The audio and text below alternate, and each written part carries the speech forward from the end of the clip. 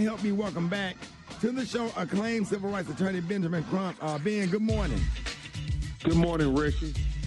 Hey, man, the sad thing is, whenever, we ask you to come on, it's usually because there's been another police shooting of a black man, a black woman, and a lot of stuff going on. Protests have been taking place in Philadelphia after the police shot and killed 27-year-old Walter Wallace on Monday while he was in the midst of a mental health crisis.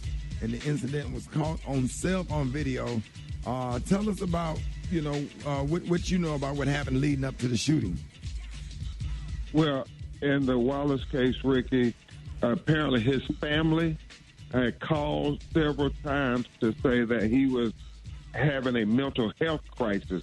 The police knew this, and they came out, and instead of de-escalating the situation, you see on the video with his mother begging them not to shoot him, and the police have their guns drawn, not a taser, not anything that's less lethal, and they execute him right there in front of his mother, right there in front of the community, and they are claiming that, well, he had a knife, what are we to do? Well, what we want you to do is do the same thing you do when you're in white communities, in white neighborhoods, and they're having mental health crisis, or they're having opioid crisis and so forth. You don't shoot and kill them, but it seems to be, well, for black people, they shoot first and then ask questions later, Rickey.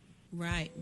Now, shifting to the shooting outside of Chicago last week that resulted in the death of 19-year-old Marcellis Stinnette. Well, his girlfriend, Tafara Williams, was also shot, but she survived. Now, her story about what happened is real different than what Waukegan police are saying. So what happened there?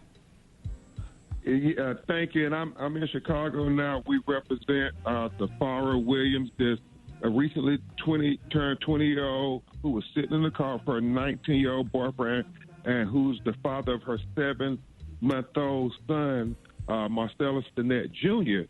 The police first claimed she was trying to hit him with a car.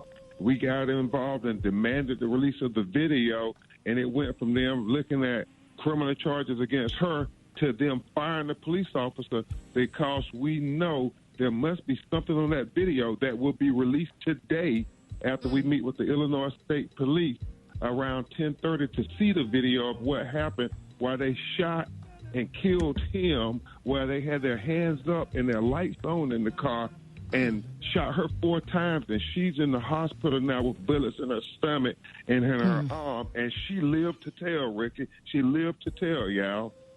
Wow. We have a clip. Listen to this. Yeah, it's a heartbreaking clip. All right, so Ben, let me ask you this: what is the latest case out of Houston where Pamela Turner was shot last year outside of her apartment complex? Hey, thank you so much for asking that question, Rickey, because too often we forget our black women. And Pamela Turner, like Breonna Taylor, was executed senselessly. There was a video of this sister on the ground on her back saying, "I'm pregnant," and yet this coward, this police officer standing on his feet, who could have created distance, Rickey, who could have gave verbal commands, who could have took shelter, shot at her 5 times on the ground. Well, it is set to go to trial this week. Now, there may be a continuance because they're saying it's COVID and they can't go to trial, but we got to pay attention to that one because Pamela Turner life matters. Black women lives matter. The Washington Post reported in 4.5 years, 250 black women have been killed by the police, and only 4 of them, Rickey, have been arrested and charged. That's why we got to go vote. We got to get rid of these prosecutors who keep letting these killer cops off the hook, and we got to keep saying that our women lives matter too. All right, so here's the clip of Tafara Williams.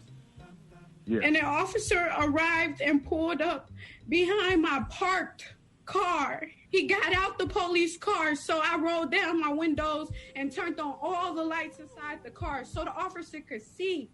I had no weapons, and I wasn't doing anything illegal. The officer called Marcellis by name. He stood near the car with his left hand on his gun. And he said to Marcellis, I know you from jail. I asked the officer if we were free to leave. I drove away very slowly because I was scared to get out of the car. When I turned on to MLK, it seemed like there was another officer there waiting for us. There was a crash and I lost control. The officer was shooting at us. The car ended up slamming into a building. I kept screaming, I don't have a gun, but he kept shooting.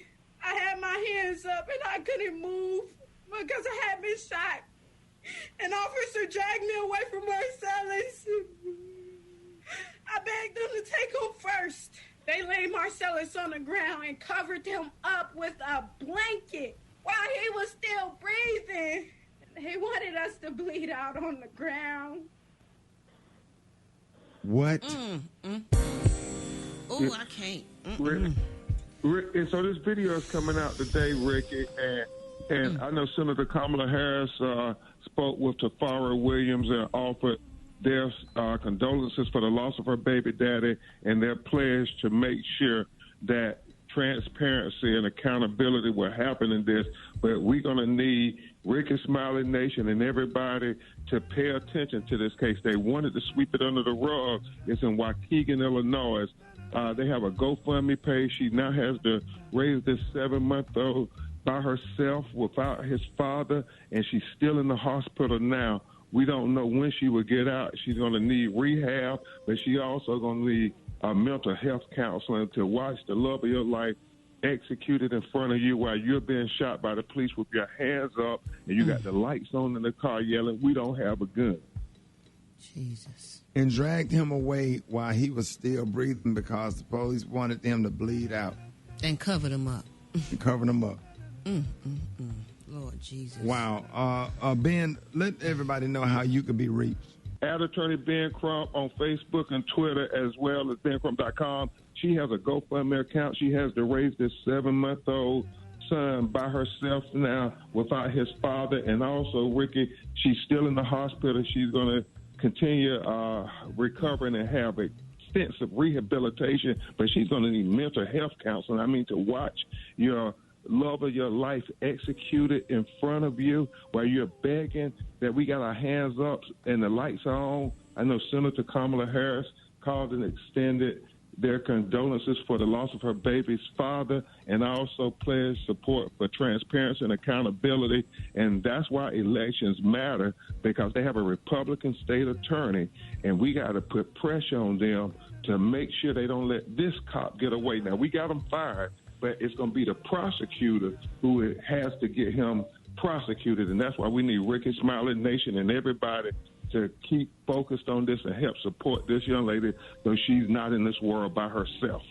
Yeah, I just want everybody to know, man, we are in a fight of our life, man, and like Joe Biden said, fight for the soul of this country, and we have never experienced things that's going on around us in our lifetime. The stuff with police brutality, coronavirus, white militias roaming the streets with guns and ready to kill people and stuff. So this is really a bad time, and it's really, really, really scary. Hey, Ben, thank you so much, man. We appreciate you. Okay, Rick, and Kamala and I were talking about the interview. It was classic, legendary. Her singing Atomic Dance on November 4th. We'll come and have a happier conversation, but please pray for Tafara Williams and Marcellis Stinnette. Y'all let people know about this young lady. Please. All right. I appreciate you, man. Hey, more Rickey Smiley Morning Show coming up.